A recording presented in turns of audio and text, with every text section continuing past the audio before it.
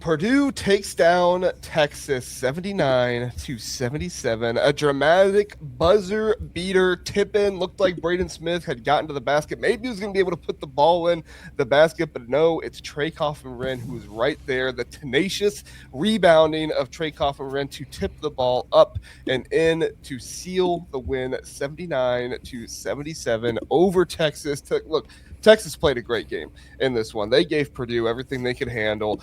Tremont Marks, he has a heroic game, 29 points in this one on a bad ankle, hurting it earlier in the game. This Texas team, look, they're not a Cinderella. They have way too much money to be a Cinderella, but they were a very interesting story. A team that was able to overcome, to go from a play-in game to the Sweet 16, almost make it into the Elite Eight. But overall, it was Purdue who was relentless in this game. I mean, Purdue was a team that this did not go the way Purdue fans thought it was going to go. Braden Smith finishes with 5 assists. Oscar Clough does not have the game that he's been having here recently. Purdue does shoot 20 free throws, but they only make 15, 16 of them in this game. They don't shoot well from 3 in this game. I think they were like 4 of 22 as I'm pulling up the stats right here really fast as I'm going to talk and make sure I can say what I can say, and then make sure I can tell you the stat of 4 of 20. Okay, not 4. Yeah, I have them at 4 of 20. Yeah. 4 of 20. I should have just asked Ethan. He knew. And Fletcher Loyer was the one that hit all 4 of those for this team. You have Omer Mayer goes 0 for 4. CJ Cox 0 for 4. He comes back and he plays after getting injured last game, carried off the floor. Really, really cool to see CJ Cox. And he was going early a little bit in this one. Didn't hit the threes, but he was getting going early from the mid-range a little bit in this one. I'm going to run out of breath, so let me throw it over to you here, Ethan. Like, what are your thoughts on Purdue's win here? Yeah, it was funny because I think I texted you with like 8 minutes to go or something, and I was like, what in the world is this defense? Like, if Purdue can just get a dang stop, they're going to run away with this one. Because they were scoring the ball like efficiently. You know, Omer Mayer had kind of a funny game where he plays 9 minutes, he gets off 5 shots, and it's just like kind of a brick fest. He's been like pretty good all season long, so I'm going to give him a little bit of a break. I think that this game was kind of won by TKR, to be honest with you. You know, he was just such a beast down there, not just like scoring. I think he goes 8 for 10 from the field in the game. He adds 4 free throws, 20 points, but also he's such a load, just forcing fouls. And Texas couldn't keep him off the glass. Every time it felt like he was going for a rebound, there was like a box out foul against him. And his physicality really kind of controlled the paint in this one. So I do have like a few concerns about Purdue, which I have some scary numbers I can throw at you, but ultimately they did enough to get it done. You know, Texas went on that run, and they scored the ball like crazy efficiently, but Purdue did enough to get past this one. Yeah, and I think we need to talk about some of those numbers, but I think we preface those numbers with similar to what we talked about with Illinois, right? Like, Illinois doesn't have the offensive game that a lot of people would have thought, 65 points in that one, but they still play the defense that they needed to play in order to win that game. Now, I think that's a little bit different. I think Illinois showed a little bit less concern in that one than Purdue did here, and because I think I probably know some of the stuff you're going to talk about, but like even with Purdue maybe not putting it all together in this game, multiple things that they did that they could have done better, they were still able to escape this one with the win, move on, and that's what it comes down to, right? Survive in advance, move on. You're going up against an Arizona team that was phenomenal against Arkansas. I mean, that looks like a really scary Arizona team. But this is also a Purdue team that beat Michigan in the Big Ten championship, so the Big Ten tournament championship. So I can't count this Purdue team out against Arizona when they've beaten what I think is the best team in the country in Michigan. Yeah, and look, they have the number 1 offense per KenPom in the country for a reason. Like, they can score the ball, and I think that was always kind of the strategy with this team, is they kind of knew they were going to give away some on the defensive end. We just have to be able to score the ball efficiently enough that it doesn't even matter, and they really did that in tonight's game. So, you know, that's kind of the formula for them going forward. I think they're going to have to be a little bit better against Arizona because Arizona is so deadly in the paint. But, you know, still, still they're the number one offense in the country for a reason. They can get it done. They can get it done from multiple guys. They have seniors. They're senior led. So I'm riding with, as a UCLA fan. I'm about to be the biggest Boilermaker fan possible in this Don't say next that round. too much. We got some Illinois fans watching. They're not going to be too happy. Oh. I'm just joking. So Well, I need them. I cannot have Arizona going to the Final Four. Understood. I mean, you talk about efficiency and Arizona scoring in the paint and stuff like that. Purdue in this one, listen, 62% from two in this game. They were 4 of 20 from 3-point, in this game. So that's not good, but 62% from two. If Purdue can just come back in this Arizona game and shoot, 35% from three on, a little bit of similar volume, you're looking at a really good shot here for Purdue to win this game.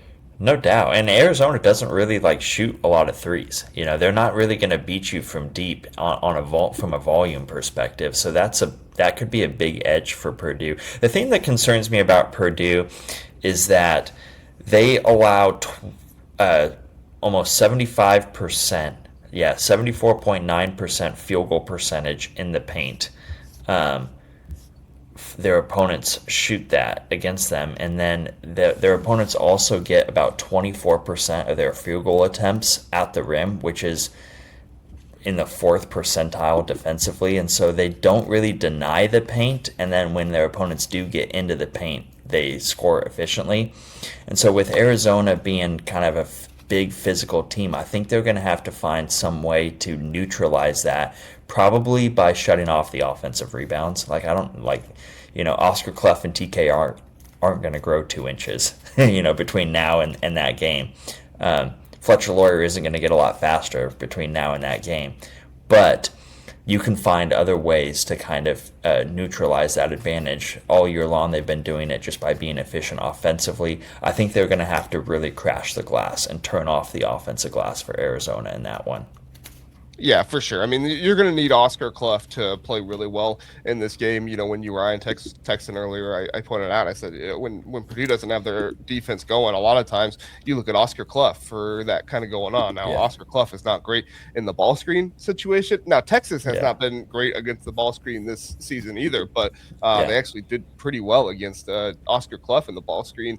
Once they started going to TKR a little bit more, that's when Texas was getting in some trouble there. So I don't know why they weren't going to TKR the entire game, but Matt Painter knows more about basketball than he's forgotten more about basketball than I ever know. So I'm not going to complain to Matt Painter or anything here, but just looking at the game, it's like, okay, you got out of this one, you didn't shoot the three very well. Oscar Clough kind of had one of those games that he's had this season that has ended up in you getting some losses that maybe you shouldn't have gotten.